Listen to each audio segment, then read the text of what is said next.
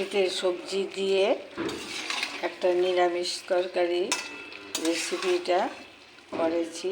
ফোড়ন দিয়েছি 5 ফোড়ন, শুকনো লঙ্কা, তেজপাতা। এবং সবজিগুলো ভালো করে কেটে ধুয়ে আমি একবারে বসিয়ে দিয়েছি। আর এখন ধনিয়া পাতা দেব, জিরা বাটা, আদা বাটা, ধনিয়ার গুঁড়ো, কাঁচা লঙ্কা বাটা, কাঁচা লঙ্কা চিড়ে কয়েকটা দিয়েছি। এখন মিশিয়ে নেব।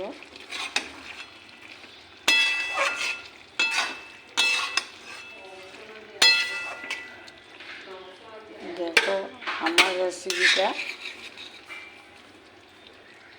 কীরকম হয়েছে, দারুণ হয়েছে। এখন আমি বাটিতে সার্ভ করে নেব।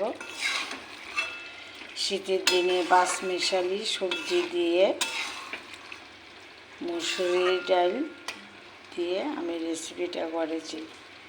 তোমরা আমাকে লাইক কমেন্ট করে বলবে আমার রেসিপিটা কীরকম হয়েছে। দেখো এখন বাটিতে আমি সার্ভ করে নেব।